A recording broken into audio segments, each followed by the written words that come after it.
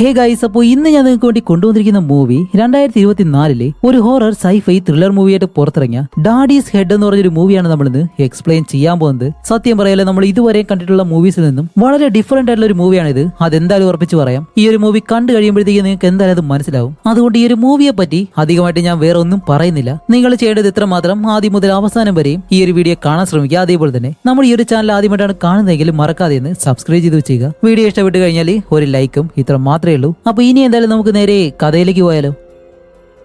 അപ്പൊ ഈ ഒരു കഥ തുടങ്ങുമ്പോൾ ഐസക് എന്ന് പറഞ്ഞൊരു ചെറിയ പയ്യൻ ഇപ്പൊ ഒരു ടീനേജറായി 18 വയസ്സെല്ലാം കഴിഞ്ഞു. അവൻ കുട്ടിക്കാലത്ത് താമസിച്ച തന്റെ പഴയ വീട്ടിലേക്ക് വീണ്ടും തിരിച്ചു വരാണ്. അങ്ങനെ വീടിനകത്തേക്ക് കയറിയിട്ട് ആ ഒരു വീടെല്ലാം നല്ലപോലെ നോക്കി. അത് കഴിഞ്ഞ് അവന്റെ വീടിനകത്ത് ഒരു വെന്റ് ഹോൾ ഉണ്ട്. അതിനടുത്തേക്ക് വന്നിരുത് അതിനുള്ളിലേക്ക് തന്നെ ഇങ്ങനെ നോക്കിയിരിക്കുന്നു. അപ്പോഴാണ് അവിടെ എന്താണ് സംഭവിച്ചെന്നുള്ള ആ ഒരു ഫ്ലാഷ് ബാക്ക് ഉണ്ടല്ലോ, അത് നമുക്ക് കാണിച്ചിരുന്നത്. ഇപ്പൊ ആ ഒരു ഫ്ലാഷ് ബാക്കിൽ വർഷങ്ങൾക്ക് മുന്നേ ഒരു കാർ ആക്സിഡന്റിലെ ഐസക്കിന്റെ അച്ഛൻ അയാളുടെ ശരീരമെല്ലാം ഒടിഞ്ഞി മുഖമെല്ലാം ഒരു വല്ലാത്ത അവസ്ഥയിലായിട്ട് മരിക്കുന്ന അവസ്ഥയിൽ ഹോസ്പിറ്റലിൽ കിടക്കാണ്. അപ്പൊ ആ ഒരു കാര്യം കുട്ടിയെ ഐസക്കും ആ ഒരു ഹോസ്പിറ്റലിൽ വന്ന് തന്നെ നേരിട്ട് കാണുന്നുണ്ട്. അങ്ങനെ ആ ഒരു വിഷമം അവന് കുട്ടിക്കാലം മുതൽ തന്നെ ഉണ്ട്. അതുമല്ല, ഇപ്പോ ഹോസ്പിറ്റലിൽ നിന്ന് രണ്ടുപേര് തിരിച്ചു പോകുമ്പോഴത്തേക്കും അവന്റെ കൂടെയുള്ള ആ ഒരു സ്ത്രീ വേറെ ആരുമല്ല, ഐസക്കിന്റെ രണ്ടാം അമ്മയാണ്, സ്റ്റെപ്പ് മദർ. കാരണം അവന്റെ യഥാർത്ഥ അമ്മ മരിച്ചതിന് ശേഷം അവന്റെ അച്ഛൻ കല്യാണം കഴിച്ചതാണ് അവളെ. അപ്പൊ അവളുടെ പേര് സാറ എന്നാണ്. സത്യം പറയാലോ, ഈ ഒരു പേര് ഞാൻ അല്ലാതെ വെച്ചതല്ല, ഈ ഒരു മൂവിയിലുള്ള പേരാണ്. നിങ്ങൾ പറഞ്ഞതുകൊണ്ട് തന്നെ ഞാൻ സാറ എന്നുള്ള പേര് ഇപ്പൊ പല മൂവീസിൽ നിന്ന് ഒഴിവാക്കി വരുന്നുണ്ട്. ഇത് ഈ ഒരു മൂവിയിലുള്ള കഥാപാത്രത്തിന്റെ പേര് തന്നെയാണ്. ഇപ്പൊ നമ്മുടെ ഐസക്കിന്റെ അവസ്ഥ എന്താണെന്ന് വെച്ചാൽ അവന്റെ അമ്മയും മരിച്ചുപോയി, അതേപോലെ തന്നെ അച്ഛനും മരിച്ചുപോയി. അങ്ങനെ ഇവര് രണ്ടുപേരും തിരിച്ച് വീട്ടിലേക്ക് വരുമ്പോൾ ആദ്യത്തെ അമ്മയുടെ അത്രയും ഒരിക്കലും രണ്ടാനമ്മ വരത്തില്ലല്ലോ. അപ്പോഴേക്കും സാർ അകത്തേക്ക് വന്നിട്ട്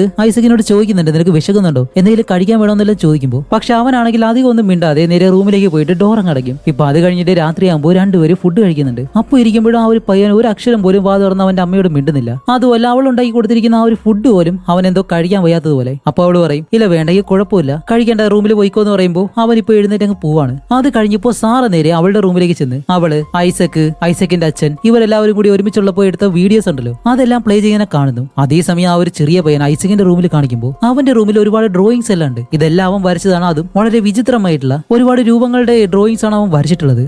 അതേസമയം ആ ഒരു പയ്യനാണെങ്കിലോ അവന്റെ അച്ഛൻ വാങ്ങിക്കൊടുത്ത ഒരു വീഡിയോ ഗെയിം ഉണ്ട്, അതും കളിച്ചിങ്ങനെ കിടക്കാണ്. അങ്ങനെ അതെല്ലാം കഴിഞ്ഞപ്പോൾ അടുത്ത ദിവസം കാണിക്കുമ്പോൾ ഐസക്കിന്റെ അച്ഛൻ മരിച്ചത് കൊണ്ട് തന്നെ അവന്റെ അച്ഛന്റെ പേരിലുള്ള ആ ഒരു സ്വത്തെല്ലാം ഇനി ആരുടെ പേരിലേക്ക് പോകുന്നറിയാൻ വേണ്ടി ഒരു വക്കീലും അതേപോലെ തന്നെ വേറെ ലേഡി അവിടേക്ക് വരുന്നുണ്ട്. ഇപ്പൊ അവര് പറയുന്ന കാര്യം എന്താണെന്ന് വെച്ചാല്, എന്തായാലും ഐസക്കിന്റെ അച്ഛന് രണ്ടാമതൊരു ഭാര്യ ഉണ്ടല്ലോ, അപ്പോൾ നിങ്ങളുടെ പേരിലേക്ക് ഈ ഒരു സ്വത്തുകളെല്ലാം മാറണമെന്നുണ്ടെങ്കിൽ 18 വയസ്സ് വരെ ഐസക്കിനെ നല്ലതുപോലെ നിങ്ങൾ വളർത്തണം. അങ്ങനെ ഐസക്കിനെ 18 വയസ്സ് വരെ വളർത്തി കഴിഞ്ഞാൽ ഈ ഒരു സ്വത്തുക്കളെല്ലാം നിങ്ങൾക്ക് സ്വന്തമാവും. ഇല്ല, നിങ്ങൾക്ക് വളർത്താൻ കഴിയത്തില്ല, അങ്ങനെയാണെന്നുണ്ടെങ്കിൽ ഐസക്കിനെ ഞങ്ങൾ കൊണ്ടുപോയി വളർത്തി കഴിഞ്ഞ് 18 വയസ്സ് കഴിയുമ്പോൾ ഈ ഒരു സ്വത്തെല്ലാം അവന്റെ പേരിലേക്ക് മാറും. ഇതിലേതാണ് നിങ്ങൾ തിരഞ്ഞെടുക്കുന്നത് എന്ന് ചോദിക്കുമ്പോൾ ഓക്കെ, എന്തായാലും അതിനൊരു മറുപടി പറയാന്ന് പറഞ്ഞ് ഇവരെ രണ്ടുപേരും പറഞ്ഞു വിട്ട് ഇപ്പൊ സാറ് നേരെ അവളുടെ അമ്മയെ വിളിച്ചിട്ട് ഈ ഒരു കാര്യം പറയുമ്പോൾ അവളുടെ അമ്മ പറയുന്നുണ്ട്, ദേ ഇത് നോക്ക്, എന്തായാലും ഒരു 10 വർഷം കൂടി, അവനിപ്പോ ഒരു 10 വയസ്സുണ്ട്, ഇനി ഒരു 8 വർഷം കൂടി നീ അവനെ നല്ലതുപോലെ നോക്കി കഴിഞ്ഞാല് അത് കഴിഞ്ഞ് നിനക്ക് ആ ഒരു സ്വത്തുക്കളെല്ലാം കിട്ടും. വേറെ ആരെങ്കിലും വിവാഹം കഴിക്കണമെന്നുണ്ടെങ്കിലും അപ്പോൾ നിനക്ക് വിവാഹം കഴിക്കാം, നല്ലൊരു ജീവിതമായിരിക്കും പിന്നീട് നിനക്ക് കിട്ടുന്നത്. അതുകൊണ്ട് എന്തായാലും അവനെ വളർത്താൻ നോക്ക് എന്ന് പറയുമ്പോൾ ഹീറോയിൻ പറയുന്നത് എന്താ വെച്ചാല്, എന്നെ അവന്റെ അച്ഛൻ കല്യാണം കഴിച്ചതിന് ശേഷം ഒരക്ഷരം പോലും അവൻ എന്നോട് നേരെ ചൊവ്വേ സംസാരിച്ചിട്ടില്ല, അങ്ങനെയുള്ള അവനെ ഞാൻ എങ്ങനെ നോക്കും എന്നുള്ള ഒരു ചോദ്യം മാത്രമേ ഹീറോയിനുള്ളൂ. എന്നിരുന്നാലും ഈ ഒരു പണത്തിന് വേണ്ടിയിട്ട് അവനെ നല്ലതുപോലെ തന്നെ നോക്കാം എന്നുള്ളൊരു തീരുമാനം ഹീറോയിൻ എടുക്കും. കാരണം ഇത് അവൾക്ക് ഒരു നല്ല ചാൻസും കൂടിയാണ്, അവൻ എന്തായാലും തന്നെ സ്നേഹിക്കാനായിട്ടുള്ള ഒരു നല്ല ചാൻസ് കൂടിയാണ് ഹീറോയിന്. അങ്ങനെ അത് കഴിഞ്ഞ് കാണിക്കുമ്പോൾ ഇപ്പൊ റോബർട്ട് എന്ന് പറഞ്ഞിട്ട് ഒരുത്തൻ അവളുടെ മുന്നിൽ ഇരിപ്പുണ്ട്. ഇത് വേറെ ആരുമല്ല, ഐസക് എന്ന് പറഞ്ഞ ഒരു പയ്യന്റെ അച്ഛന്റെ സുഹൃത്താണ്. ഇപ്പൊ റോബർട്ട് വന്ന ഹീറോയിനോട് ചോദിക്കുന്നതെന്ന് വെച്ചാൽ, നീ ഇപ്പൊ എന്താ തീരുമാനം എടുത്തേ, അവനെ നോക്കാൻ പോവാണോ എന്ന് ചോദിക്കുമ്പോൾ ഹീറോയിൻ പറയും, അതിനൊക്കെ ഞാൻ തയ്യാറാണ്, പക്ഷെ അവൻ എന്നോട് നല്ലതുപോലെ സംസാരിക്കുന്നൊന്നുമില്ല, പിന്നെ ഞാൻ എങ്ങനെ അവനെ സ്നേഹിക്കും. അപ്പോൾ റോബർട്ട് പറയും, ശരി എന്തായാലും നീ ഇവിടെ ഇരിക്കും, ഞാൻ പോയി അവനോട് സംസാരിച്ചിട്ട് വരാമെന്ന് പറഞ്ഞ് വെളിയിലിരിക്കുന്ന ഐസക്കിന്റെ അടുത്തേക്ക് അവൻ നടന്നു വരുമ്പോൾ ഐസക് ഇപ്പോഴും അവനെ കണ്ട ആ ഒരു ഭാവം പോലും നടിക്കുന്നില്ല. ഇവൻ ചോദിക്കുന്ന ചോദ്യങ്ങൾക്ക് അതെ ഇല്ല എന്നുള്ള മറുപടി മാത്രമേ പറയുന്നുള്ളൂ. എന്നിട്ട് ഇപ്പോൾ റോബർട്ട് ഐസക്കിനോട്, ഐസക് നിന്റെ അവസ്ഥ എനിക്ക് എന്തായാലും മനസ്സിലാവും, ഈ ഒരു പ്രായത്തിൽ നിന്റെ അച്ഛനെ കൂടി നഷ്ടപ്പെടുമ്പോൾ അതെന്തോരം വിഷമം നിനക്ക് ഉണ്ടാക്കുമെന്ന് എനിക്കറിയാം, പക്ഷെ ഇനിയും നീ ജീവിക്കണം, അതിനാണ് നിനക്കൊരു അമ്മയുള്ളത് സാറ, അവളോടൊപ്പം നല്ല സന്തോഷമായിട്ട് ഹാപ്പി ആയിട്ട് അവളോട് സംസാരിച്ച് ഒരു കുഴപ്പമില്ലാതെ നിങ്ങൾ ജീവിക്കുക എന്നെല്ലാം പറയുമ്പോൾ അവൻ ഇതിനൊന്നും മറുപടി പറയാതെ എന്നുള്ള രീതിയിൽ ആ ഒരു ശബ്ദം ഉണ്ടാക്കി മാത്രം മറുപടി പറയുന്നു. അങ്ങനെ റോബർട്ട് നേരെ തിരിച്ച് സാറിന്റെ അടുത്തേക്ക് വന്നിട്ട്, സാറാ ഞാൻ അവനോട് സംസാരിച്ചു, എന്തായാലും അവന്റെ പ്രായം ഇതല്ലേ, അതുകൊണ്ട് കുറച്ച് ദിവസം കൂടി അവന് സമയം കൊടുക്ക്, പതിയെ അവൻ എന്തായാലും നിന്റെ അടുത്തേക്ക് വരും എന്നും പറഞ്ഞിട്ട് റോബർട്ട് അവിടെ നിന്ന് പോകുന്നു. അങ്ങനെ അത് കഴിഞ്ഞ് രാത്രിയാകുമ്പോഴത്തേക്കും നമ്മുടെ ഐസക്കിന്റെ റൂമിലേക്ക് ഹീറോയിൻ കയറി വന്ന് അവന്റെ അടുത്തേക്ക് ഇരുന്നിട്ട് അവനോട് ഇങ്ങനെ സംസാരിക്കുകയാണ്. അപ്പോഴേക്കാണ് നമ്മുടെ ഐസക് അവന്റെ അച്ഛൻ മരിച്ചു എന്നുള്ള കാര്യം അവൻ ഇപ്പോഴും വിശ്വസിച്ചിട്ടില്ല. മരിച്ചിട്ടില്ല, എന്റെ അച്ഛൻ മരിച്ചില്ല, അച്ഛൻ ഇപ്പോഴും ജീവനോടെ തന്നെയുണ്ട് എന്നാണ് അവൻ വിശ്വസിക്കുന്നത്. അപ്പോഴാണ് സാറ പറയുന്നത്, ഇല്ല മോനെ, ഹോസ്പിറ്റലിൽ വെച്ച് നിന്റെ അച്ഛൻ മരണപ്പെട്ടു, അത് ഡോക്ടർ കൺഫേം ചെയ്തു. അത് കഴിഞ്ഞിട്ടാണ് നിന്റെ അച്ഛന്റെ മരണാനന്തര ചടങ്ങുകളെല്ലാം നമ്മൾ ചെയ്തത്. നിന്റെ വിഷമം എന്താണെന്ന് എനിക്ക് മനസ്സിലാവും. നിനക്ക് ഇനി ആരോടെങ്കിലും സംസാരിക്കണമെന്നുണ്ടെങ്കിൽ, എന്തെങ്കിലും വിഷമങ്ങൾ പങ്കുവെക്കണമെന്നുണ്ടെങ്കിൽ എന്നോട് ഒന്ന് സംസാരിച്ചാൽ മതി എന്ന് പറഞ്ഞ് സാറ അവിടെ നിന്ന് വെളിയിലേക്ക് പോവാണ്. അങ്ങനെ രാത്രിയാകുമ്പോഴത്തേക്ക് നമ്മുടെ സാറ നല്ലപോലെ മദ്യപിച്ചിട്ട് അവിടെ കിടന്നിങ്ങനെ ഉറങ്ങാണ്. ആ ഒരു സമയത്ത് ഇവരുടെ വീടിന് വെളിയിലൂടെ എന്തോ പാസ് ചെയ്ത് പോകുന്നത് പോലെ, അതുപോലെ വീടിനകത്ത് നല്ല വെളിച്ചവും വരുന്നുണ്ട്. അപ്പൊ നമ്മുടെ സാറ ബോധമില്ലാതെ കിടന്ന് ഉറങ്ങുന്നത് കൊണ്ട് അവൾ അറിയുന്നില്ല. പക്ഷെ ഐസക്ക് അവൻ പതിയെ കണ്ണുറന്ന് നോക്കുന്നുണ്ട്. പക്ഷെ ആ ഒരു സമയത്ത് തന്നെ ആ ഒരു വെളിച്ചം പെട്ടെന്ന് മാറിപ്പോകുന്നു. അങ്ങനെ അത് കഴിഞ്ഞ് അടുത്ത ദിവസം കാണിക്കുമ്പോൾ ഇപ്പൊ നമ്മുടെ ഐസക്ക് രാവിലെ തന്നെ എഴുന്നേറ്റ് അവരുടെ വീടിന് വെളിയിലുള്ള ആ ഒരു കാടിനടുത്തേക്ക് നടന്നു പോവാണ്. എന്താന്ന് കാണിക്കുമ്പോൾ ആ ഒരു കാടിനകത്തെ പക്ഷികളെല്ലാം നല്ലതുപോലെ ശബ്ദം ഉണ്ടാക്കി പറന്നു പോകുന്നുണ്ട്. അതുമല്ലാതെ ആ ഒരു കാടിന് ചുറ്റുമായിട്ടും നല്ലതുപോലെ ഈ ഒരു തീ പിടിച്ച പുക ഇങ്ങനെ വരുന്നു. അത് നല്ല കറുത്ത പുക. അപ്പൊ ഈ ഒരു കാര്യം നമ്മുടെ സാറ് കണ്ടിട്ട് അവൾ വിചാരിക്കും കാടിനകത്ത് എന്തെങ്കിലും തീപിടുത്തം ഉണ്ടായി കാണും എന്ന് പറഞ്ഞ് ഈ ഒരു ഫയർഫോഴ്സ് ഉണ്ടല്ലോ അവരെ വിളിച്ച് ഈ ഒരു കാര്യം പറയുമ്പോൾ കുറച്ച് കഴിയുമ്പോൾ തന്നെ അവർ ഈ ഒരു സ്ഥലത്തേക്ക് വന്ന് ഈ ഒരു കാടിനകത്തേക്ക് കയറി നല്ലതുപോലെ പരിശോധിക്കാണ് എവിടെയാണ് തീ പിടിച്ചത്. കാരണം ഇങ്ങനെ ഒരു പുക വരണമെന്നുണ്ടെങ്കിൽ തീ പിടിച്ച ഒരു സ്ഥലം ഉണ്ടായിരിക്കുമല്ലോ. പക്ഷെ ഇവർ എത്ര ചുറ്റി നടന്നിട്ടും അതുപോലെ തീ പിടിച്ചൊരു ഭാഗം അവർക്ക് കണ്ടുപിടിക്കാണ്ട് കഴിയുന്നില്ല. അങ്ങനെ അതേപോലെ തന്നെ അവർ തിരിച്ചു വന്ന് സാറയോട് പറയും, മേഡം, ഞങ്ങൾ ഒരുപാട് അന്വേഷിച്ചു, അതുപോലെ ഇത്രയും വലിയൊരു കാടല്ലേ, ഇത് എവിടെയാണ് തീപിടുത്തം നടന്നതെന്ന് ഞങ്ങൾക്ക് കണ്ടുപിടിക്കാൻ കഴിഞ്ഞില്ല. അതുകൊണ്ട് ഇനിയും അതുപോലെ എന്തെങ്കിലും പുകയോ കാര്യങ്ങൾ കണ്ടു കഴിഞ്ഞാൽ ഞങ്ങളെ അറിയിച്ചാൽ മതി എന്ന് പറഞ്ഞ് അവരവിടെ നിന്ന് പോകും. അങ്ങനെ അന്ന് രാത്രിയാകുമ്പോഴത്തേക്കും നമ്മുടെ ഹീറോയിൻ അവളുടെ റൂമിൽ കിടക്കുന്ന സമയത്താണ് ഈ ഒരു കാടിനകത്ത് നിന്നും എന്തോ ഒരു നീല വെളിച്ചെയിൻ അടിക്കുന്നു. അതെന്താണെന്ന് അറിയാൻ വേണ്ടി ഹീറോയിൻ പതിയെ ആ ഒരു കാടിനടുത്തേക്ക് നടന്നു ചെല്ലുമ്പോൾ അതിനകത്ത് ഐസക്കിന്റെ അച്ഛൻ ആക്സിഡന്റ് ആയിട്ടുള്ള ആ ഒരു കാർ ഇങ്ങനെ കിടക്കുന്നു. അടുത്തേക്ക് ചെന്ന് നോക്കുമ്പോഴത്തേക്കാണ് പെട്ടെന്ന് പുറകില് ഈ മുഖമെല്ലാം കീറിയ അവസ്ഥയിൽ അവന്റെ അച്ഛൻ വന്നിങ്ങനെ വിളിക്കുന്ന ശബ്ദം കേൾക്കുന്നതും സാറ തിരിഞ്ഞു നോക്കി പേടിച്ച് കണ്ണു തുറക്കുമ്പോൾ ഇത്രയും നേരം കണ്ടത് സത്യത്തിൽ സ്വപ്നമായിരുന്നു. അങ്ങനെ അത് കഴിഞ്ഞിട്ട് ഇവന്റെ അച്ഛന്റെ ആ ഒരു മരണാനന്തര ചടങ്ങുകൾ വീണ്ടും ഉണ്ടായിരുന്നു. ഇപ്പൊ ആ ഒരു ചടങ്ങുകളെല്ലാം നടക്കാണ്. അപ്പോൾ ഫാമിലി ഫ്രണ്ട്സും എല്ലാവരും വന്ന് അവരെല്ലാവരും ഇതെല്ലാം കഴിഞ്ഞ് പോയതിനു ശേഷം ഹീറോയിൻ വീണ്ടും നല്ലതുപോലെ മദ്യപിച്ച് അതിനകത്ത് കിടന്ന് ഉറങ്ങാണ്. ആ ഒരു സമയത്താണ് ഇവരുടെ ആ ഒരു നായുണ്ട്, ബെല്ല എന്നാണ് അതിന്റെ പേര്. അതിപ്പോ എന്തോ ഒരു കാര്യത്തെ കണ്ട് നല്ലതുപോലെ കുരയ്ക്കുന്നു. പക്ഷെ ഹീറോയിൻ ഈ ഒരു ശബ്ദം കേൾക്കുന്നില്ല. അപ്പോഴേക്കാണ് ഐസക്ക് ഈ ഒരു ശബ്ദം കേട്ട് അവിടേക്ക് വരുമ്പോൾ ആ ഒരു സമയത്ത് സാറയും കണ്ണുറങ്ങും. എന്നിട്ട് ആ ഒരു നായയെ നോക്കി, ബെല്ല, നീ എന്ത് നോക്കിയാ കുരയ്ക്കുന്നതെന്നും പറഞ്ഞ് അടുത്തൊരു ടേബിൾ ഉണ്ട്, അതിനടിയിലേക്ക് നോക്കുന്നതും കാണുന്ന കാഴ്ച എന്താന്ന് വെച്ചാല് ഒരു കറുത്ത രൂപം ആ ഒരു ടേബിളിനടിയിലിരിക്കുകയാണ്. ഇതുകൂടി കാണുന്നത് സാറ അടുത്തുള്ളൊരു കത്തിയെടുത്ത് ഐസക്കിനെ പുറകിലേക്ക് നിർത്തിയിട്ട്, നീ ആരാ, എന്താ ഇവിടെ ചെയ്യുന്നേ, അടുത്തേക്ക് വന്നു കഴിഞ്ഞാൽ ഞാൻ കുത്തുവെന്ന് ഇങ്ങനെ പറയുമ്പോഴത്തേക്കും അതെന്താണെന്ന് പോലും അറിയത്തില്ല. പക്ഷെ മിന്നൽ വേഗത്തിൽ അത് അവിടെ നിന്നും മറഞ്ഞങ്ങ് പോവാണ്. കാണിക്കുമ്പോൾ ഐസക്കിന്റെ റൂമിലൂടെ ആ ഒരു ജനാലയം തകർത്ത് അത് വെളിയിലേക്ക് പോകുന്നു. അതുപോലെ ഇവരുടെ വീടിനടുത്തായിട്ടാണെങ്കിൽ കാടല്ലേ, അതുകൊണ്ട് ഈ ഒരു കാട്ടിൽ ഏതെങ്കിലും മൃഗമായിരിക്കും എന്ന് പറഞ്ഞ് ഹീറോയിൻ ആ ഒരു ജനാല ഭാഗത്ത് ടേപ്പെല്ലാം ഉപയോഗിച്ച് ഒട്ടിച്ചിട്ട് അവനെ സമാധാനപ്പെടുത്തി അവള് നേരെ റൂമിലേക്ക് ചെല്ലും. അങ്ങനെ ഡ്രസ്സ് മാറുന്ന ആ ഒരു സമയത്താണ് ഐസക്ക് വിടുന്ന അവിടേക്ക് വന്ന് നിൽക്കുന്നു. ഐസക്ക്, എന്തു പറ്റി, എന്താ റൂമിൽ വന്നതെന്ന് ചോദിക്കുമ്പോൾ, ഇല്ല, എനിക്ക് നല്ലതുപോലെ പേടിയാവുന്നുണ്ട്, ഞാൻ ഇന്ന് നിങ്ങളോടൊപ്പം കിടന്നോട്ടെ എന്നിങ്ങനെ ചോദിക്കുമ്പോഴത്തേക്കും ഹീറോയിന് സന്തോഷം താങ്ങാൻ കഴിയുന്നില്ല. കാരണം ഇത്രയും നാള് അവൻ നല്ലതുപോലെ ഒന്നും മിണ്ടത്തോലും ഇല്ലായിരുന്നു. അങ്ങനെ ആ ഒരു സന്തോഷത്തിൽ അവനെ പിടിച്ച് ബെഡിലേക്ക് കിടത്തി. അതേപോലെ തന്നെ അവളുടെ കയ്യിൽ ഒരു കത്തി ഉണ്ടായിരുന്നു. ആ ഒരു കത്തി എടുത്ത് അവളുടെ മേശയിലേക്ക് വെച്ചിട്ട് ഇവര് കിടന്ന് ഉറങ്ങുമ്പോഴത്തേക്കും ഐസക്ക് രാത്രിയിലെ ഇത് സാറയാണെന്ന് പോലും വിചാരിക്കാതെ അവന്റെ അമ്മയാണെന്നുള്ള രീതിയിൽ അവളെ കെട്ടിപ്പിടിക്കും. അതേപോലെ തന്നെ ഐസക്കിനെ കാണിക്കുമ്പോൾ അവൻ എന്തോ ഒരു സ്വപ്നം കാണുന്നുണ്ട്. കാരണം അവന്റെ കണ്ണ് നല്ലതുപോലെ അനങ്ങുന്നുണ്ട്, അത് നമുക്ക് കാണാൻ കഴിയും. അതേസമയം തന്നെ അടുത്തുള്ള ആ ഒരു കാടിനുള്ളിൽ എന്തോ ഒരു കറുത്ത രൂപം, അതിന് കണ്ണില്ല, മൂക്കില്ല, വായില്ല, എല്ലാം കറുത്തിരിക്കുന്നു. അത് നമ്മുടെ ഐസക്കിന്റെ പേര് വിളിച്ചതിനെ കരയുന്നുണ്ട്. അപ്പൊ ഈ ഒരു ശബ്ദം കേട്ട് ഐസക്ക് പെട്ടെന്ന് കണ്ണുറക്കുമ്പോൾ ഇത് സ്വപ്നത്തിൽ കണ്ടതാണോ അതോ റിയൽ ആയിട്ട് സംഭവിച്ചതാണോ ഒന്നും അറിയത്തില്ല. അങ്ങനെ അത് കഴിഞ്ഞിട്ട് ഇപ്പോൾ അടുത്ത ദിവസം ഐസക്ക് കണ്ണു തുറന്നിട്ട് അവൻ പഴയതുപോലെ തന്നെ ഒന്നും മിണ്ടാതെ അവന്റെ റൂമിലേക്ക് പോകുന്നു. അതേസമയം തന്നെ വീട്ടിലേക്ക് റോബർട്ട് വരുന്നുണ്ട്. അപ്പൊ ഇന്നലെ നടന്ന ആ ഒരു കാര്യങ്ങളെല്ലാം സാറ അവനോട് പറയും, ഈ ഒരു കറുത്ത രൂപത്തെ കണ്ട കാര്യം. അപ്പൊ അവൻ പറയും, നീയല്ലേ പറഞ്ഞ് കാടിനുള്ളിൽ എന്തോ തീപിടുത്തം നടന്നല്ല, ഒരുപക്ഷെ അതിനെ പേടിച്ച് ഏതെങ്കിലും മൃഗം വീടിനകത്തേക്ക് വന്നതായിരിക്കും, വേറെ ഒന്നും ഉണ്ടാവത്തില്ല എന്നെല്ലാം പറഞ്ഞിട്ട് അത് കഴിഞ്ഞ് നമ്മുടെ സാറ അവളുടെ റൂമെല്ലാം നല്ലതുപോലെ പരിശോധിക്കുമ്പോഴത്തേക്കാണ് അവൾ ഇന്നലെ രാത്രി ആ ഒരു ഡ്രോയറിൽ ഒരു കത്തി വെച്ചിരുന്നല്ലോ, ആ ഒരു കത്തി ഇപ്പൊ കാണാനില്ല. ഇതെവിടെ പോയെന്നും പറഞ്ഞിട്ട് വേറെ എവിടെയെങ്കിലും വെച്ചെന്ന് വിചാരിച്ചേ അവൾ എല്ലാ സ്ഥലങ്ങളും നോക്കുന്നുണ്ട്, പക്ഷെ എവിടെയും കാണുന്നില്ല. അപ്പൊ വിചാരിക്കുക ഇനിയിപ്പോ ഐസക്ക് എടുത്തായിരിക്കോ എന്ന് പറഞ്ഞിട്ട് ആ ഒരു കാര്യം റോബർട്ടിനോട് പറയാതെ അന്ന് രാത്രി ഈ ഒരു കാര്യങ്ങളൊക്കെ ആലോചിച്ചിരിക്കുമ്പോഴത്തേക്കാണ് അവിടെ വെച്ചിരിക്കുന്ന ഒരു ഫോട്ടോ ഉണ്ട്. ഇപ്പൊ നോക്കുമ്പോൾ അവിടെ ആ ഒരു ഫ്രെയിം മാത്രമേ ഉള്ളൂ, ഫോട്ടോ കാണുന്നില്ല. ശരി, ഇതും ചിലപ്പോൾ ഐസക്ക് തന്നെ ചെയ്തതായിരിക്കും. അതുകൊണ്ട് അവൾ അത് കാര്യമൊക്കെ ഇരിക്കുന്നതും ഇപ്പൊ അത് കഴിഞ്ഞ രാത്രിയിൽ ഐസക്കിന്റെ റൂമിൽ കാണിക്കുമ്പോൾ അവൻ സാധാരണ പോലെ കിടന്ന് ഉറങ്ങാണ്. കാണിക്കുമ്പോഴത്തേക്കും അതേ സമയം ആ ഒരു റൂമിനകത്ത് ഈ ഒരു കറുത്ത രൂപം ഉണ്ടല്ലോ, അത് അവന്റെ അടുത്തേക്ക് വന്ന് അവനെ ഐസക്ക് എന്ന് വിളിക്കാൻ ശ്രമിക്കുന്നുണ്ട്. പക്ഷേ പൂർണ്ണമായിട്ട് ആ ഒരു പേര് പറയാൻ കഴിയുന്നില്ല. ഐസ് ഐസ് എന്നെല്ലാം പറഞ്ഞിട്ട് അത് പതിയെ പതിയാണ് അവന്റെ പേര് പറയാൻ ശ്രമിക്കുന്നത്. അങ്ങനെ ഈ ഒരു ശബ്ദം കേട്ട് ഐസക്ക് പതിയെ കണ്ണൂർന്ന് നോക്കുമ്പോൾ ആ ഒരു ഇരുട്ടില് മരിച്ചുപോയ അവന്റെ അച്ഛനിരിക്കുന്നത് പോലെ, കാരണം അയാളുടെ മുഖം നല്ലതുപോലെ കാണാൻ കഴിയും. അപ്പൊ ഐസക് അവന്റെ അച്ഛനോട് ചോദിക്കുന്നുണ്ട്, അച്ഛൻ ഇത്രയും നാൾ എവിടെയായിരുന്നു, എന്തുകൊണ്ടാ വരാഞ്ഞേ എന്നെല്ലാം ചോദിക്കുമ്പോൾ അതിന് മറുപടി പറയാതെ ആ ഒരു രൂപം ഐസക് കാട്ടിലേക്ക് വാ എന്നുള്ള കാര്യം വീണ്ടും ഇങ്ങനെ പറഞ്ഞുകൊണ്ടിരിക്കുകയാണ്.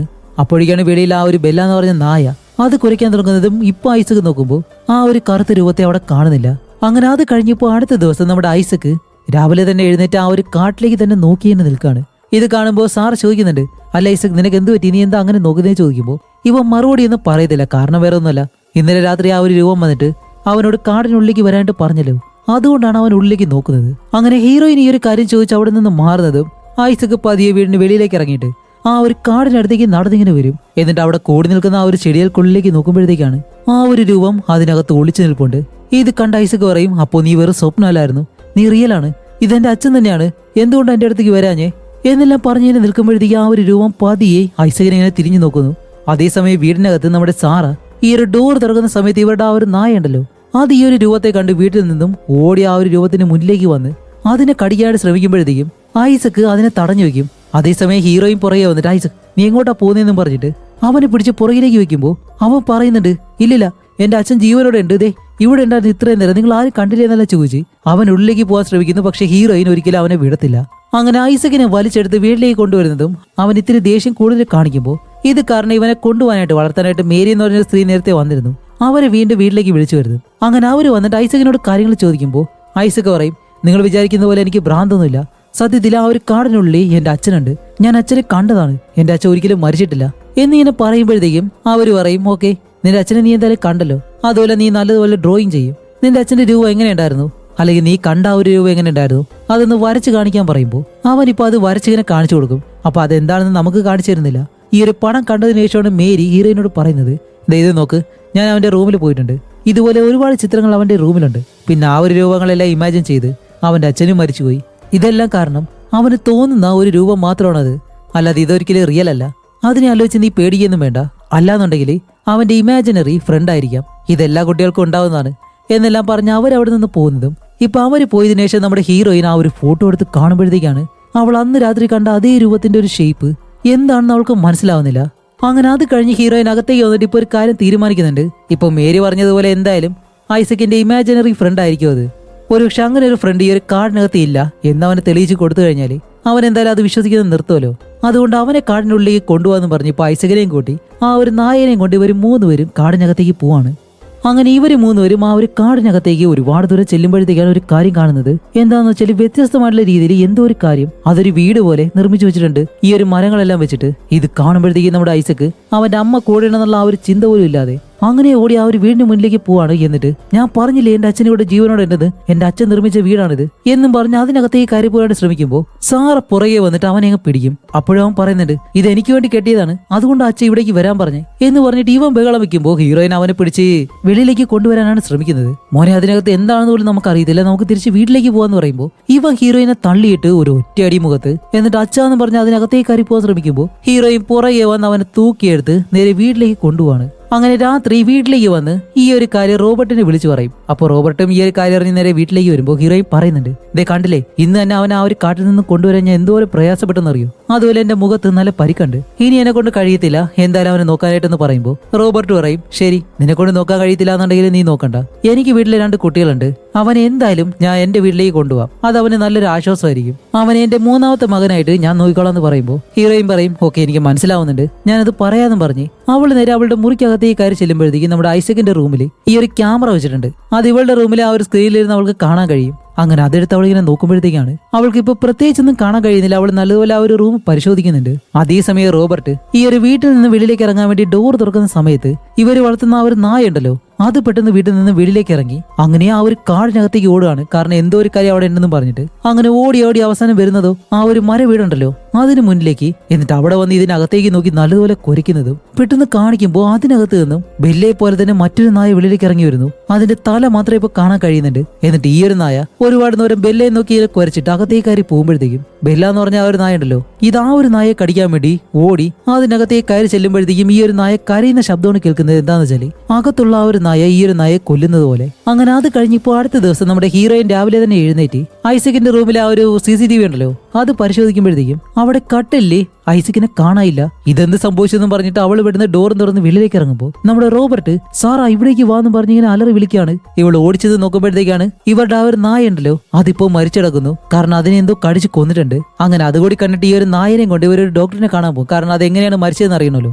അപ്പൊ ആ ഒരു ഡോക്ടർ ഈ ഒരു നായയെ പരിശോധിച്ച് നോക്കിയിട്ടാണ് ഇവരോട് പറയുന്നത്, എന്റെ ലൈഫിൽ ഞാൻ ഇതുപോലെ ഒരു കാര്യം കണ്ടിട്ടില്ല. കാരണം ഇതൊരു മൃഗം ഒരിക്കലും അറ്റാക്ക് ചെയ്തതല്ല. എന്തോ ഷാർപ്പായിട്ടുള്ള ഒരു കാര്യം കൊണ്ട് ഈ ഒരു നായെ ഒരുപാട് തവണ വെട്ടിയിട്ടാണ് ഇതിനെ കൊന്നിട്ടുള്ളത് എന്ന് പറയുമ്പോഴാണ് നമ്മുടെ സാറ് ഒരു കാര്യം ആലോചിക്കുന്നത്. അവളുടെ ആ ഒരു കത്തി കാണാതായല്ലോ, അതുപോലെ ഐസക്കിനെയും കാണാനില്ല. ഒരുപക്ഷെ അവനായിരിക്കും ആ ഒരു കത്തി ഉപയോഗിച്ച് ഈ ഒരു നായയെ കൊന്നത് എന്നുള്ള രീതിയിൽ ഇവൾ ആ ഒരു നായനെ കൊണ്ട് ഇപ്പൊ തിരിച്ച് വീട്ടിലേക്ക് വരികയാണ്. അങ്ങനെ വീട്ടിലേക്ക് വരുമ്പോഴത്തേക്കാണ് അവിടെ ഒരുപാട് ചെടിയും കാടുകളൊക്കെ ഉണ്ടായിരുന്നു. ഇപ്പൊ ആ ഒരു ഭാഗത്ത് ഒരു പുല്ല് പോലും കാണാനില്ല. കാരണം എല്ലാം ആരോ പിഴുതെടുത്തിട്ടതുപോലെ. അപ്പൊ ഈ ഒരു കാര്യം എന്തായാലും ഐസക് തന്നെ ആയിരിക്കും ചെയ്തത് എന്ന് പറഞ്ഞ് അന്ന് രാത്രിയാകുമ്പോൾ സാർ എന്താ ചെയ്യുന്ന വെച്ചാൽ ഐസകിന്റെ റൂമിൽ അവൻ എന്താണ് ചെയ്യുന്നത് അറിയാൻ വേണ്ടി ആ ഒരു ഡിവൈസ് എടുത്ത് ഇങ്ങനെ ചെക്ക് ചെയ്യുമ്പോഴത്തേക്കും അവ സാധാരണ പോലെ തന്നെ ആ ഒരു ഗെയിം കളിച്ചിരിക്കുകയാണ്. അതുകൊണ്ട് തന്നെ അവൾ അത് വലിയ കാര്യമാക്കാതെ ആ ഒരു ഡിവൈസ് താഴേക്ക് വെച്ച് ഇപ്പൊ മദ്യപിക്കാൻ പോവാണ്. ആ ഒരു സമയത്താണ് ഐസക്കിന്റെ റൂമിൽ അവൻ ഈ ഒരു ഗെയിം കളിച്ചോണ്ടിരിക്കുന്ന സമയത്ത് പെട്ടെന്ന് അവന്റെ റൂമിൽ ഒരു വെന്റ് ഉണ്ട്. അതിന്റെ ആ ഒരു മോടി ആരോ തള്ളി ഇങ്ങനെ തുറക്കുന്നു. എന്താണെന്ന് അറിയാൻ വേണ്ടി ഐസക് പതിയെ ആ ഒരു ഹോളിലേക്ക് ചെന്ന് നോക്കുമ്പോഴത്തേക്ക് എന്താന്ന് വെച്ചാല് മരിച്ചുപോയ ഇവരുടെ ആ ഒരു നായ ഉണ്ടല്ലോ അതിന്റെ തലയാണ്.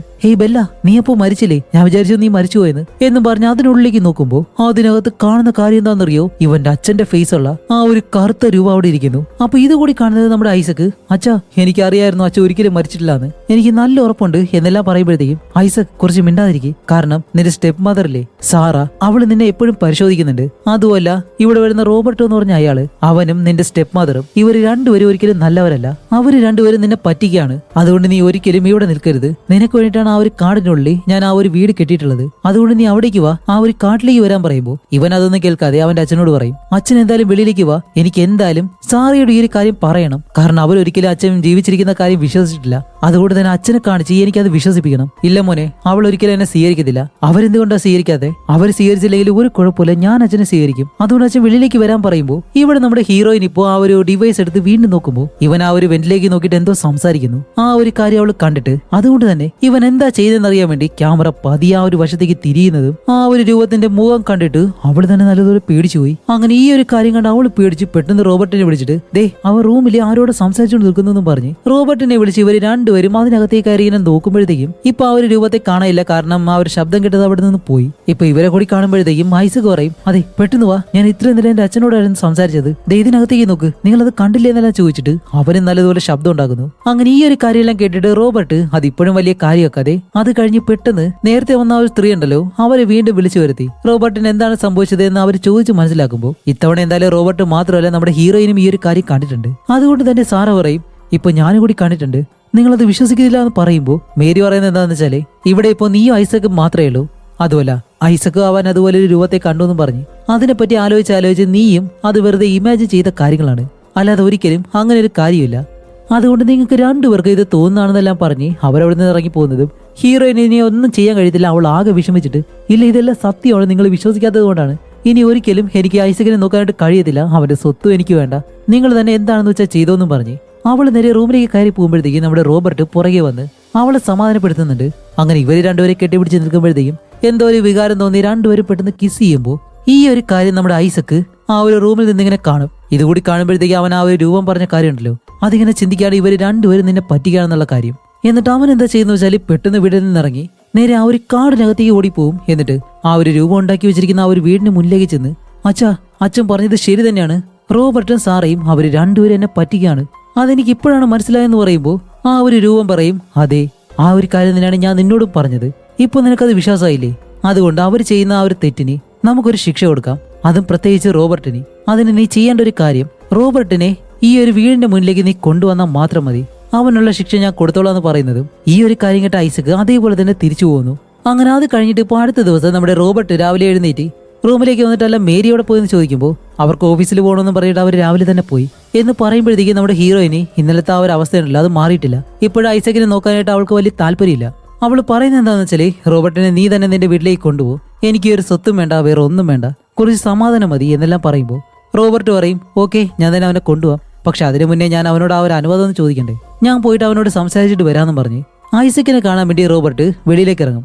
അങ്ങനെ നേരെ ചെന്നിട്ട് നമ്മുടെ ഐസക്കിനോട് അവൻ സംസാരിക്കാൻ തുടങ്ങുമ്പോൾ ഐസക് പറയും, നമുക്ക് ആ ഒരു കാടിനകത്തേക്ക് പോയിട്ട് സംസാരിച്ചാലോ എന്നും പറഞ്ഞ് റോബർട്ടിനെ കൂട്ടി ആ ഒരു കാടിനകത്തേക്ക് നടന്നു പോവാണ്. അങ്ങനെ കുറേ ദൂരം നടന്ന് ചെല്ലുമ്പോഴത്തേക്കും ഇപ്പോൾ നല്ല രീതിയിൽ ഇരുട്ടി. അതുപോലെ ഐസക്ക് റോബർട്ടിനെ കൊണ്ടുവന്നിട്ടുള്ളത് ആ ഒരു മര വീടിന്റെ മുന്നിൽ. അങ്ങനെ റോബർട്ട് അവിടേക്ക് വന്നിട്ട് ഈ ഒരു കാര്യം കാണുമ്പോഴത്തേക്കും ഹേയ് ഇതെന്താണ്, ഇതാരാ കെട്ടിയതെന്ന് ചോദിക്കുമ്പോൾ അവൻ പറയും ഇതെന്റെ അച്ഛൻ കെട്ടിയതാണ്. അങ്ങനെ ആ ഒരു വീടിനകത്തേക്ക് ടോർച്ചിൽ അടിച്ചു നോക്കിയിട്ട് റോബർട്ട് പറയും ശരി നമുക്ക് എന്തായാലും ഇവിടെ നിന്ന് തിരിച്ചു പോവാം, ഇനി ഇവിടെ നിൽക്കണ്ടെന്ന് പറയുമ്പോൾ ഐസക്ക് പറയും ഇല്ല നമുക്ക് കുറച്ചു നേരം ഇവിടെ ഇരുന്ന് സംസാരിച്ചിട്ട് പോവാന്ന് പറയുന്നത്. റോബർട്ട് അവിടെ ഇരുന്നിട്ട് റോബർട്ട് പറയും ശരിയാണ് എന്തായാലും നമുക്ക് സംസാരിക്കാം എന്ന് പറഞ്ഞ് അവിടെ ഇരുന്ന് ഐസക് നിന്റെ അമ്മയായിട്ടുള്ള സാറയ്ക്കിപ്പോ നിന്നെ വളർത്താനായിട്ട് വലിയ താല്പര്യമില്ല, പക്ഷെ നീ വിഷമിക്കണ്ട കേട്ടോ, നിന്നെ എന്തായാലും ഞാൻ എന്റെ വീട്ടിലേക്ക് കൊണ്ടുപോകും. അവിടെയാണെങ്കിൽ എന്റെ 2 മക്കളുണ്ട്, നീ അവരോടൊപ്പം നല്ലതുപോലെ അവിടെ തന്നെ ജീവിച്ചോ, ഒരു കുഴപ്പമില്ല. പിന്നെ ഇടയ്ക്കിടയ്ക്ക് ബീച്ചിൽ പോവാം, പാർക്കിൽ പോവാം, ഇങ്ങനെയുള്ള കാര്യങ്ങളൊക്കെ പറയുമ്പോൾ ഐസക് പറയുമില്ല എനിക്ക് നിങ്ങളുടെ വീട്ടിലേക്ക് വരാനായിട്ട് താല്പര്യമില്ല എന്ന് പറയുന്നത്. റോബർട്ട് പറയും എനിക്കറിയാം ഐസക് നിന്റെ അച്ഛൻ മരിച്ചെന്നുള്ളത് സത്യം തന്നെയാണ് എന്ന് പറഞ്ഞ് എത്ര കാലം എന്ന് പറഞ്ഞാൽ നീ ഇങ്ങനെ ഇരിക്കുന്നത് ചോദിക്കുമ്പോൾ ഐസക് പറയും ഇല്ലില്ല എന്റെ അച്ഛൻ മരിച്ചിട്ടില്ല, എന്റെ അച്ഛൻ ഇപ്പോഴും ജീവനോട് തന്നെയുണ്ട്, ഈ ഒരു വീടിനകത്തുണ്ടെന്ന് പറയുന്നതും റോബർട്ട് അവനെ വലിച്ചെടുത്തോണ്ട് പോകാനായിട്ട് ശ്രമിക്കുന്നുണ്ട്. ആ ഒരു സമയത്ത് ഈ ഒരു വീടിനകത്ത് എന്തോ ഒരു അനക്കം. അപ്പോൾ റോബർട്ട് ഐസക്കിനെ അവിടെ നിർത്തി ആ ഒരു ടോർച്ച് എടുത്ത് ഉള്ളിലേക്ക് അടിക്കുന്നതും ഇപ്പൊ ആ ഒരു കറുത്ത രൂപമുണ്ടല്ലോ അതവിടെ മടങ്ങി ഇങ്ങനെ ഇരിക്കുന്നു. അങ്ങനെ ആദ്യ തവണ അതുപോലെ കണ്ടിട്ട് രണ്ടാമത്തെ തവണ കൂടി ടോർച്ച് അടിക്കുമ്പോഴത്തേക്കും പെട്ടെന്ന് ഐസക്കിന്റെ അച്ഛന്റെ ആ ഒരു മുഖവും വെച്ചിട്ട് ആ ഒരു ക്രീച്ചർ അങ്ങനെ അവനെ നോക്കുന്നതും ഇത് കണ്ട് പേടിച്ച ഐസക്ക് അവിടെ നിന്ന് ഒരു ഒറ്റ ഓട്ടം. പക്ഷെ റോബർട്ടിന് പെട്ടെന്ന് ഓടി വരാൻ കഴിയത്തില്ല. അതിനു മുന്നേ തന്നെ ആ ഒരു ക്രീച്ചർ അവനെ അവിടെ വെച്ച് കൊല്ലുന്നത് പോലെ കാണിക്കുന്നുണ്ട്. അങ്ങനെ അത് കഴിഞ്ഞിട്ട് ഇപ്പോൾ അടുത്ത സീനിൽ കാണിക്കുമ്പോഴത്തേക്കും നമ്മുടെ സാറ പെട്ടെന്ന് തന്നെ ഹോസ്പിറ്റലിലേക്ക് പോവാണ്. എന്താണെന്ന് കാണിക്കുമ്പോൾ അവിടെയാണ് ഇപ്പോൾ റോബർട്ടിനെ കിടത്തിയിട്ടുള്ളത്. അവന്റെ കഴുത്തെല്ലാം ഒടിഞ്ഞ് ഇപ്പൊ അനങ്ങ കഴിയുന്നൊരവസ്ഥയിൽ ഒരു കോമ സ്റ്റേജിലാണ് അവൻ കിടക്കുന്നത്. അതുപോലെ ഉള്ളിലേക്ക് പോകാനായിട്ട് ഡോക്ടർമാരും നഴ്സുമാർ ആരും സമ്മതിക്കുന്നില്ല.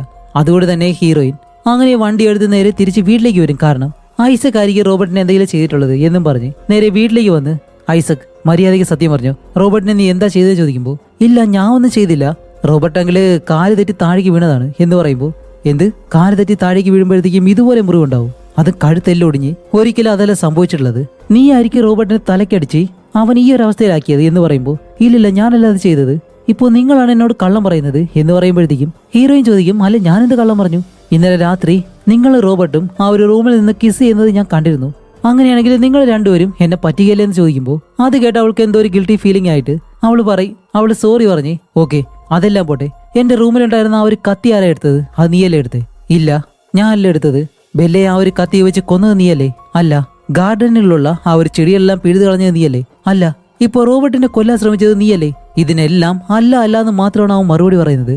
അതുകൊണ്ട് തന്നെ ഹീറോയിൻ ഇപ്പൊ പറയും നീ എന്ത് പറഞ്ഞിട്ട് കാര്യമില്ല, ഇനിയിപ്പോ ഞാൻ എല്ലാം അവസാനിപ്പിക്കാൻ പോവാണ്, കാരണം ഇനി നിന്നെ നോക്കാനായിട്ട് എന്നെ കൊണ്ട് കഴിയത്തില്ല, നിന്റെ സ്വത്തും വേണ്ട ഒന്നും വേണ്ട, ഇന്നത്തെ ഈ ഒരു ദിവസം കൂടി മാത്രമേ ഞാൻ ഇവിടെ ഉണ്ടാകത്തുള്ളൂ, അത് കഴിഞ്ഞ് ഞാൻ എന്തായാലും ഈ ഒരു വീട്ടിൽ നിന്ന് പോകും എന്നും പറഞ്ഞ് അവൾ അവിടെ നിന്നും പോകുന്നതും ഇപ്പോൾ രാത്രി കാണിക്കുമ്പോൾ ഐസക് അവന്റെ റൂമിൽ കിടന്ന് ഉറങ്ങുന്നു. അതേപോലെ തന്നെ ഹീറോയിൻ അവളുടെ മുറിയിൽ കിടന്ന് ഉറങ്ങാണ്. അങ്ങനെ കാണിക്കുമ്പോഴത്തേക്കാണ് ഐസക്കിന്റെ അടുത്തായിട്ട് ആരും ഒരാൾ അവനെ കെട്ടിപ്പിടിച്ചിങ്ങനെ കിടക്കുന്നു. ആ ഒരു ക്രീച്ചർ അവൻ തിരിഞ്ഞു നോക്കുമ്പോഴത്തേക്ക് അവന്റെ അച്ഛന്റെ മുഖം കാണുമ്പോൾ ഓക്കെ എന്തായാലും തന്റെ അച്ഛനല്ലേ എന്നും പറഞ്ഞ് അവന് മനങ്ങാതെ തന്നെ കിടക്കുന്നുണ്ട്. ആ ഒരു സമയത്താണ് നമ്മുടെ ഹീറോയിന് എന്തോ ഒരു കാര്യം ഫീൽ ആയിട്ട് അവൾ പതിയെ എഴുന്നേറ്റ് ഐസക്കിന് എന്ത് സംഭവിച്ചെന്നും വിചാരിച്ച് ഓടി വന്ന് ആ ഒരു റൂമിന്റെ ഡോർ തുറന്ന് നോക്കുന്നതും എന്റെ മോനെ കാണുന്ന കാഴ്ച ആ ഒരു ക്രീച്ചർ അങ്ങനെ എഴുന്നേറ്റ് അവൾ നോക്കുന്നതാണ്. ഇത് കണ്ട ഐസക്കും പെട്ടെന്ന് അലറി വിളിക്കാൻ തുടങ്ങും. ഹീറോയിനും പേടിച്ചിട്ട് ആ ഒരു ഡോർ പിടിച്ചടയ്ക്കുമ്പോൾ ഈ ഒരു ക്രിയേച്ചർ ഓടി വന്ന് അതിനും ആ ഒരു ഡോറിലിടിച്ച് പരിക്ക് വരുന്നുണ്ട്. അതേപോലെ തന്നെ ഹീറോയിനും പരിക്ക് വരി താഴേക്ക് വന്ന് വീഴും. അപ്പൊ ഇതുകൂടി കാണുമ്പോഴത്തേക്ക് ഐസക്ക് അച്ഛാ നിങ്ങൾ എന്താ ഇത്ര ദേഷ്യപ്പെടുന്നത്, എന്തുകൊണ്ട് ഇങ്ങനെ ഉപദ്രവിക്കാൻ ശ്രമിക്കുന്നതെല്ലാം ചോദിക്കുമ്പോഴത്തേക്കാണ് ആ ഒരു ക്രീച്ചറിന്റെ മുഖം ഉണ്ടല്ലോ അതിപ്പോ നമുക്ക് കാണിച്ചിരുന്നത് ആകെ വികൃതമായിട്ട് ആ ഒരു പരിക്ക് പറ്റിയത് കൊണ്ട് ഒരു വല്ലാത്ത രൂപമായി പോയി. അപ്പൊ ഇതുകൂടി കാണുന്നതും ഐസക് ഇപ്പൊ നല്ലപോലെ പേടിച്ച് കരയാൻ തുടങ്ങാണ്. കാരണം അവന്റെ അച്ഛന്റെ മുഖം പോലെ തോന്നില്ല, ആ ഒരു ക്രീച്ചർ പോലെ തന്നെയാണ് തോന്നുന്നത്. അങ്ങനെ അവൻ കിടന്ന് കരയുമ്പോഴത്തേക്കും നമ്മുടെ ഹീറോയിൻ ആ ഒരു ഡോറും തുറന്ന് ഓടി അവന്റെ അടുത്തേക്ക് വരും. അപ്പൊ ആ ഒരു ക്രീച്ചർ അവന്റെ അടുത്തേക്ക് ഇങ്ങനെ വരികയാണ്. അതുമല്ല അവളുടെ മുറിയിൽ നിന്നെടുത്ത ആ ഒരു കത്തി ഉണ്ടല്ലോ അത് ഈ ഒരു റൂമിൽ തന്നെ ഉണ്ടായിരുന്നു. ഇപ്പൊ ആ ഒരു കത്തി എടുത്ത് ഇവന്റെ അടുത്തേക്ക് വന്ന ആ ഒരു ക്രീച്ചറിനെ 2-3 കുത്ത് അതേപോലെ തന്നെ വെട്ടുകയെല്ലാം ചെയ്യുമ്പോഴത്തേക്കും ഇത് പേടിച്ചിട്ട് പെട്ടെന്ന് അവിടെ നിന്ന് ആ ഒരു കാടിനകത്തേക്ക് ഓടിക്കയറും. അങ്ങനെ ഇത്രയും കാര്യങ്ങൾ കാണിച്ചതിന് ശേഷം ഇപ്പോ വീണ്ടും പ്രസന്റിലേക്ക് വരുമ്പോൾ നമ്മുടെ ഐസക്ക് ഈ ഒരു കാര്യങ്ങളെല്ലാം അവിടെ ഇരുന്നിങ്ങനെ ആലോചിക്കുകയാണ്. അപ്പൊ ഇതാണ് നമ്മൾ സ്റ്റാർട്ടിങ്ങിൽ കണ്ടതും. അങ്ങനെ ഐസക് ആയാലും ആ ഒരു വീടിനകത്ത് കുറെ നേരം ഇരുന്ന് ആ ഒരു വെന്റ് ഹോളെല്ലാം നല്ലപോലെ കണ്ടിട്ട് ആ ഒരു വീട്ടിൽ നിന്ന് ഈ ഒരു കാടിനകത്തേക്ക് നടന്നു ചെല്ലും. അങ്ങനെ ഈ ഒരു കാടിനകത്തേക്ക് കയറി ചെല്ലുമ്പോഴത്തേക്കാണ് അവൻ കുട്ടിയായിരിക്കുമ്പോൾ ഇവിടെ കെട്ടിയിരുന്ന ആ ഒരു വീടുണ്ടല്ലോ ആ ഒരു ക്രീച്ചറിന്റെ ആ ഒരു വീട് ഇപ്പൊ തകർന്നു കിടക്കാണ്. അങ്ങനെ ആ ഒരു വീടിന്റെ മുന്നിലേക്ക് വന്നിട്ട് കുട്ടിക്കാലത്ത് അവൻ ഒരിക്കലും ആ ഒരു വീടിനകത്തേക്ക് പോയിട്ടില്ല, കാരണം പേടി അതുകൊണ്ടാണ്. പക്ഷെ ഇപ്പൊ അവൻ പതിയെ പതിയെ ആ ഒരു വീടിനകത്തേക്ക് കയറി ചെന്ന് അതെല്ലാം ഇങ്ങനെ നല്ലതുപോലെ നോക്കുമ്പോഴത്തേക്കാണ് അവിടെ ഒരു അസ്ഥി കിടക്കുന്നു. അതേപോലെ തന്നെയാണ് മറ്റൊരു കാര്യം കൂടി കാണുന്നത്. എന്താണെന്ന് വെച്ചാല് നമ്മൾ ഒരു സീനിൽ കണ്ടിരുന്നല്ലോ നമ്മുടെ ഹീറോയെ നോക്കുമ്പോഴത്തേക്കും ഐസക്കിന്റെ അവന്റെ അച്ഛന്റെ ഫോട്ടോ ഉള്ള ആ ഒരു ഫ്രെയിം മാത്രം അവിടെ ഉണ്ട്, ഫോട്ടോ അതിനകത്തില്ല. അത് ഐസക് എടുത്തെന്നാണ് ഹീറോയിൻ വിചാരിച്ചിരുന്നത്. പക്ഷേ ആ ഒരു ഫോട്ടോ എടുത്തത് ഈ ഒരു ക്രീച്ചറാണ്. അതേപോലെ തന്നെ ഹീറോയിന്റെ ആ ഒരു കത്തി എടുത്തതും ഈ ഒരു സെയിം ക്രീച്ചർ തന്നെ. അങ്ങനെ ഇതെല്ലാം കണ്ടു പെട്ടെന്ന് സൈഡിലേക്ക് തിരിയുമ്പോഴത്തേക്കും ആ ഒരു ക്രീച്ചറിന്റെ അസ്ഥി ഉണ്ടല്ലോ അതിങ്ങനെ കാണുന്നത് വേറെ ഒന്നുമല്ല. അന്ന് നമ്മുടെ ഹീറോയിനെ അറ്റാക്ക് ചെയ്യാൻ വരുമ്പോഴത്തേക്ക് ഹീറോയിൻ ആ ഒരു കത്തി ഉപയോഗിച്ച് ഇതിനെ നല്ലതുപോലെ കുത്തിയത് കൊണ്ട് ജീവനം കൊണ്ട് അത് ഓടിക്കയറിയത് ഇതിനകത്തേക്ക്. പക്ഷെ ഇവിടെ കിടന്ന് അത് മരിക്കുകയാണ് ചെയ്തത്. അങ്ങനെയാണ് അതിന്റെ അസ്ഥി ഇവിടെ വന്നിട്ടുള്ളത്. അതുമല്ല അതിന് പ്രത്യേക ഒരു മുഖ ഷേപ്പില്ല, അവിടെ വേറെ ഒരു കുഴി മാത്രമാണ്. അങ്ങനെ ഈ ഒരു കാര്യങ്ങളെല്ലാം കണ്ട് നമ്മുടെ ഐസക്ക് അവിടെ നിന്ന് വീണ്ടും സിറ്റിയിലേക്ക് വന്നിട്ട് അവൻ ഇപ്പൊ താമസിക്കുന്ന ആ ഒരു വീടിനകത്തേക്ക് കയറി ഡോറ് തുറക്കുമ്പോഴത്തേക്കും അവിടെ നമ്മുടെ ഹീറോയിൻ കിടക്കുന്നു. ഇവിടെയാണ് നമുക്ക് മറ്റൊരു കാര്യം മനസ്സിലാവുന്നത്. അന്ന് ഐസക്ക് ഈ ഒരു കാര്യത്തെ കണ്ടു എന്ന് പറഞ്ഞിട്ട് ഇവരോടെല്ലാം പറയുമ്പോൾ ആദ്യം അവള് വിചാരിച്ചിരുന്നത് ഇവരെ പറ്റിക്കാൻ വേണ്ടി ചെയ്യുന്നതാണെന്ന്. പക്ഷെ അവള് കൂടി നേരിട്ട് കണ്ടപ്പോ അവൾക്ക് എന്തായാലും വിശ്വാസമായി. അതുകൊണ്ട് തന്നെ ഐസക്കിനെ സ്വന്തം അമ്മയെ പോലെ തന്നെ നോക്കാൻ തീരുമാനിച്ച് അവൾ ഐസക്കിനെ വളർത്തുമായിരുന്നു. അങ്ങനെ ഇപ്പൊ നമ്മുടെ ഐസക്കിന് 18 വയസ്സുമായി. അതോടെ ഈ ഒരു മൂവിയും ഇവിടെ വെച്ച് അവസാനിക്കുകയാണ്. ഇപ്പൊ എന്താണ് ഈ ഒരു മൂവിയിൽ സംഭവിച്ചത് എന്ന് ചോദിച്ചു കഴിഞ്ഞാൽ നിങ്ങൾക്ക് എല്ലാവർക്കും ഗസ് ചെയ്യാൻ പറ്റും, അല്ലെങ്കിൽ മനസ്സിലാക്കാൻ കഴിയുന്ന ഒരു കാര്യം തന്നെയാണ്.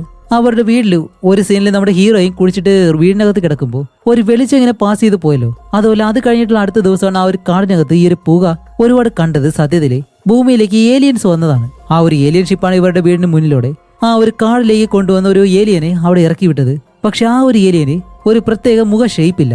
ഇപ്പൊ ആ ഒരു ഏലിയൻ ഉദ്ദേശിക്കുന്നത് എന്താണ്, ഭൂമിയിലുള്ള മനുഷ്യനെ പഠിച്ചിട്ട് അവരുടെ ആ ഒരു രൂപം സ്വീകരിക്കാം എന്നുള്ള രീതിയിൽ മരിച്ചുപോയ നമ്മുടെ ഐസക്കിന്റെ അച്ഛന്റെ ആ ഒരു കാര്യം മനസ്സിലാക്കി ഐസക്കിന്റെ തന്നെ തിരഞ്ഞെടുത്ത അവന്റെ അച്ഛന്റെ മുഖം ആ ഒരു ഏലിയൻ സ്വീകരിക്കായിരുന്നു. കാരണം മനുഷ്യന്റെ ഇമോഷൻസ് ബാക്കി കാര്യങ്ങളെല്ലാം മനസ്സിലാക്കാൻ വേണ്ടി. അതുകൊണ്ടാണ് അതിന് പ്രത്യേക ഒരു മുഖ ഷേപ്പ് ഇല്ലാത്തത്. അതുപോലെ ഒരു സീനില് ബെല്ലയെ പോലെ മറ്റൊരു നായൻ ഇതിനകത്ത് കണ്ടല്ലോ, അതും ഈ ഒരു ഏലിയൻ തന്നെയാണ് അതിന്റെ മുഖ ഷേപ്പ് മാറ്റിയിട്ടുള്ളത്. അപ്പൊ ഇതിന് മുഖം മാത്രമേ മാറ്റാൻ കഴിയത്തുള്ളൂ, ശരീരഭാഗങ്ങൾ മാറ്റാനായിട്ട് കഴിയത്തില്ല. അതുകൊണ്ടാണ് കൂടുതൽ സമയം ഇത് ആ ഒരു ഇരുട്ടിനുള്ളിൽ തന്നെ ഒളിച്ചിരുന്ന് ഈ ഒരു മുഖം മാത്രം വെളിയിൽ കാണിച്ചിട്ടുള്ളത്. അപ്പൊ ഈ ഒരു കാര്യമാണ് ഈ ഒരു മൂവിയിൽ സംഭവിച്ചത്. അപ്പൊ ഈ ഒരു മൂവി എങ്ങനെയുണ്ടായിരുന്നു എന്നുള്ള കാര്യം നിങ്ങൾ എന്തായാലും കമന്റ് ചെയ്യുക. അടുത്തൊരു നല്ല മൂവിയായിട്ട് ഉടനെ തന്നെ വരാം. അപ്പൊ അടുത്ത വീഡിയോയിൽ കാണുന്നത് വരെ ബൈ.